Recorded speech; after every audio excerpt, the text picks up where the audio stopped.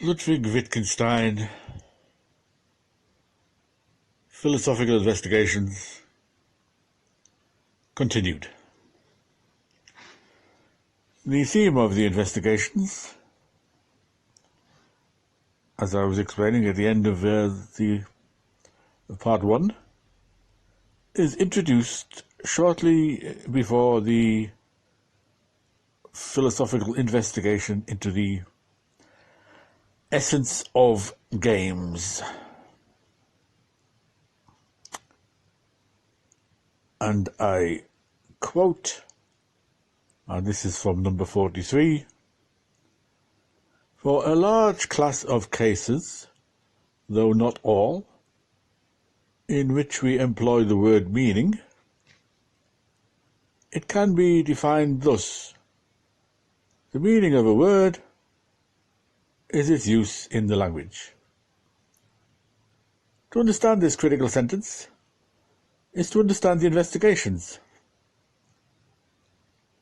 At first, the claim that, as the word meaning is often used, the meaning of a word is its use in the language, might appear to be a variant of the familiar pragmatic claim that verbal disputes are resolved by decisions as to the practical use of language.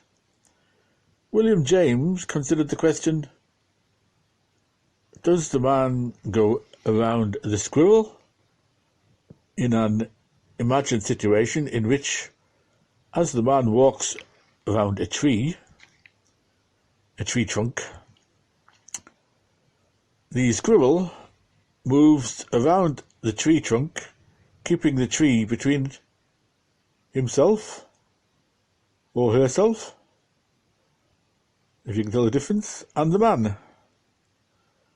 Some persons would be inclined to say that the man does go around the squirrel, since the man's path enclosed the squirrel's path, but others would say that the man does not go around the squirrel, since the squirrel keeps the same part of its body turned toward the man.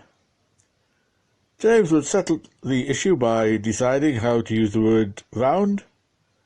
He did not answer the question, but he settled it. He settled the problem.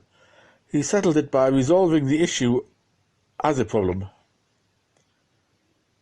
In an analogous fashion, it might seem, Wittgenstein proposed resolving problems not by answering them, but by showing that they involve confusions concerning the use of language.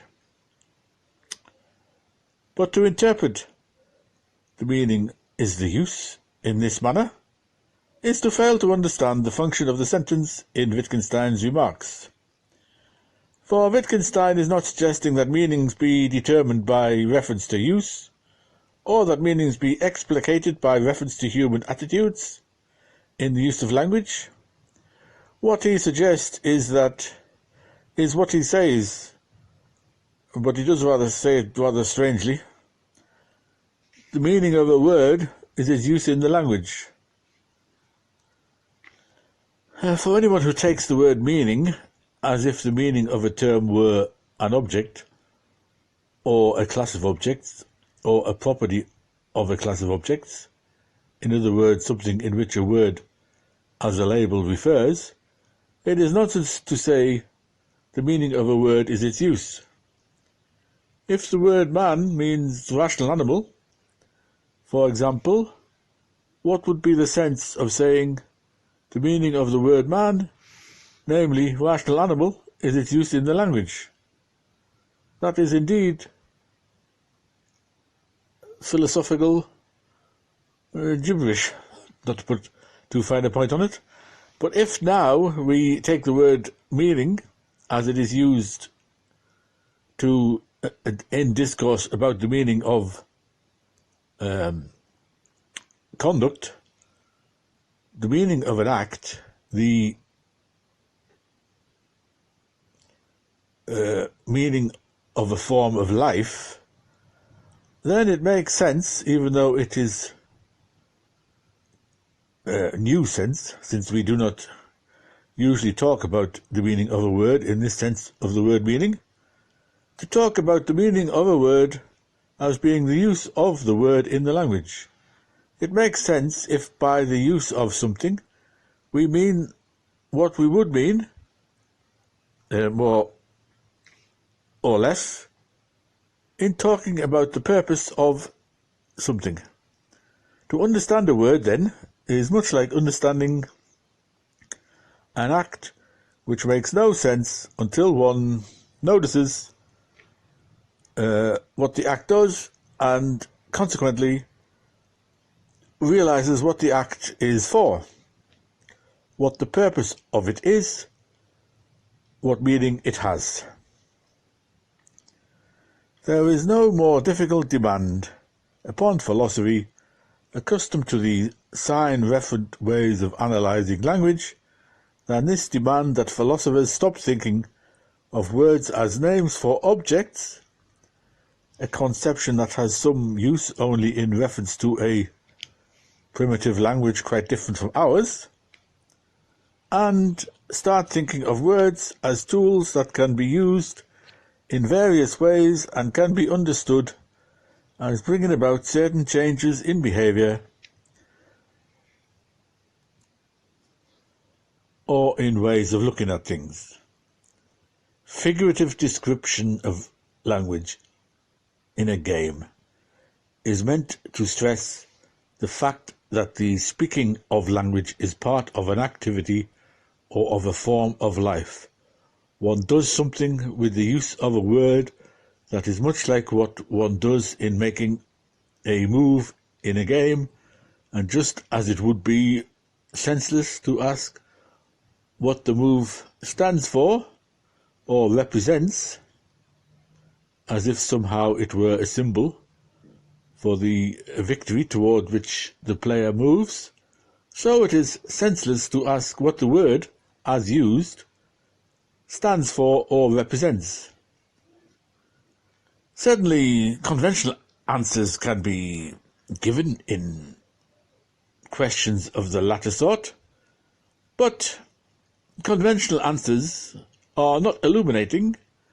One comes to understand what language is and what language means in noticing or seeing what is done with it, just as one can come to understand a machine by watching its operation. This interpretation of Wittgenstein's remark that the meaning of a word is its use in the language gains strength with the realization that a considerable number of the remarks are directed against the idea that the meaning of a word is whatever the speaker has in mind or feels privately. Here again the problem, what is the essential nature of games, is illuminating. By a survey of all the various activities to which attention is called by various uses of the word game, one comes to understand the word game and games, and the problem dissolves because one is satisfied with the survey of the family of games, and there is nothing more to wonder about. Similarly, to understand the meaning of a word, pain, is to have acquired the technique of using the word. There is nothing hidden or private to wonder about. But this conclusion, that discourse about sensation is meaningful because the word sensation has a use in our language, and that the word sensation cannot be part of a private language, significant only to the speaker, is intolerable to philosophers who like to say that sensations are private.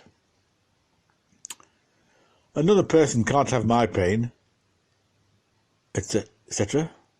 I can only believe that someone else is in pain, but I know it if I am. Those are Wittgenstein's examples, which he discusses in a series of related remarks. Wittgenstein realized that much of what he had to say is intolerable to some philosophers, but he writes that philosophers have the habit of throwing language out of gear, and sometimes the philosophical use of language is so extreme, so abnormal, that what is called for is treatment by one who understands that philosophical problems arise and philosophical theories are advanced when philosophers develop the disease of taking expressions that fit into the language in one way and then using the expressions in some other problem-provoking, paradox-generating way. Hence, the enlightened philosophers' treatment of a question is like the treatment of an illness, as Wittgenstein said that's in number 255. Thus, if someone comes forth with the philosophical discovery that sensations are private, what he needs is treatment. A philosopher who... Yes, this is Wittgenstein's view. A philosopher who talks about private sensations has made the error of confusing discovery about the grammar, the systematic use of the word sensation, with a non-linguistic fact. The truth is, it makes sense to say about other people that they doubt whether I am in pain, but not to say it about myself. That's Wittgenstein again, in number 246. But it does not follow from the grammatical point that it would be senseless to say that I doubt whether I am in pain, that therefore I know that I am in pain. The expression I know I am in pain has no use in our language except perhaps to emphasize, or do somewhat better, the job that is done with the expression I am in pain. To confuse the use of the word know in such an expression as I know he is in pain, for he is writhing, clenching his teeth and the like, with its use in the expression I know that I am in pain, is to breed perplexity which only an investigation into the multiplicity of uses of the word know can resolve. In his discussion of understanding, memory and sensations, Wittgenstein characteristically sketches the range of uses of the term sensation, understand and remember. He resists the tendency to settle upon one use, one way of looking at things, one definition as somehow settling anything. For even if one considers what one takes to be a single use of the term, it soon develops that there are borderline cases, areas in which one use imperceptibly merges into another, so that any decision as to the use of language by way of definition settles nothing. The complex network remains, and may lead to further paradox. Philosophical difficulties in this area, as well as in others, arise when one kind of grammar is mistaken for another, when an expression appropriate in one context is used in another. And I quote, this is from number 290. Perhaps the word describe tricks us here. I say I describe my state of mind and I describe my room. You need to call to mind the difference between the language games. End quote. Expecting, intending, remembering, these are ways of life made possible by the use of language, and language is itself a way of life. What we find when we try to find the criteria of these states are the uses of various expressions, or by noticing the uses of various expressions we come to learn what kind of behavior prompts our use of these terms. No reference to inner thoughts, sensations, intentions, or memories is necessary. For Wittgenstein, and I quote here, this is number 371, essence is expressed by a grammar, end quote. To understand the nature of something is to acquire the technique of using the language which prompted the question and the investigation concerning it. There are, however, no simple answers. In a sense, there are no answers at all. One gets acquainted with the multiplicity of uses, and one surveys the scene. Accordingly, there is nothing left to wonder about. Wittgenstein does not deny the existence of feelings, of pains, memories, and expectations. In response to the charge that you again and again reach the conclusion that the sensation itself is a nothing, he responds, not at all. It is not a something, but not a nothing either. The conclusion was only that a nothing would serve just as well as a something, about which nothing can be said.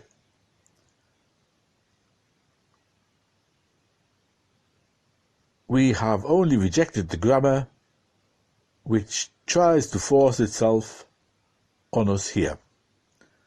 I was quoting there, that was from number 304. Again, in response to the query, I'm on number 307 now, are you not really a behaviorist in disguise? Aren't you at bottom really saying that everything except human behavior is a fiction? He replies, if I do speak of a fiction, then it is of a grammatical fiction. The effort throughout is to argue against the tendency philosophers sometimes have of studying inner processes in order to acquire knowledge about sensations, memory, and so forth. The proper procedure, according to Wittgenstein, is to attend to the use of the relevant terms. If we do observe the uses of such terms as sensations, pain, think, remember, and so forth, we come to see that the technique of using these terms in no way depends upon introspecting private processes. An analogous mistake is made when it is assumed that to mean something is to think something. We can say that we meant a person to do one thing and he did another, and we can say that this even though we did not think of the possibility in question. And I quote again, this is from number 693. When I teach someone the formation of the series, I surely mean him to write at the 100th place. Quite right, you mean it, and evidently without necessarily even thinking of it. This shows you how different the grammar of the verb to mean is from that of to think, and nothing is more wrong-headed than calling meaning a mental activity. End quote. In part 2 of the investigations, the theme of the latter section of part 1 is made perfectly clear: meaning, intending, understanding, feeling and seeing, whether it is visual apprehension or the understanding of something, and these are related, are techniques, forms of life, modes of action about which we could be clear were we not confused by misleading parallelisms of grammar. To understand, to see clearly, is to master techniques to which our attention is called when language is used, and the use of language is itself a technique. Philosophical Investigations is Wittgenstein's mature discourse on method. It corrects the basic error of the Tractatus Logico Philosophicus, the error of supposing that there are atomic facts involving unanalyzable simples, an error which arose from the mistaken conception of language as a naming of objects. This book not only makes the correction by conceiving of language as a tool and of the use of language as a form of life involving techniques, but it also exhibits the multifarious character of philosophical investigations by showing them as crisscrossing, sightseeing excursions made possible by tracing out families of similarities to which the multiplicity of language uses calls attention. If there is a weakness in this revolutionary work, it is the weakness of glossing over the multiplicity of limited philosophical concerns. Not all philosophers would be satisfied with the restless philosophical excursions which so delighted Wittgenstein and at which he was so adept. Many philosophers are more content to stay at home with their limited and precise definitions, their fanciful speculations, their penchant for single uses of single terms. Nevertheless, Wittgenstein's work can serve as a foundation for argument against philosophical dogmatism. It makes possible an enlightened staying at home. From it, a philosopher can learn that there is more between heaven and earth than can be seen by the use of his vocabulary or her vocabulary, and there is then some hope that though he or she spends his days looking at the world from his or her single window, he or she will not confuse the complexity of the world with the simplicity of some grammatical fiction.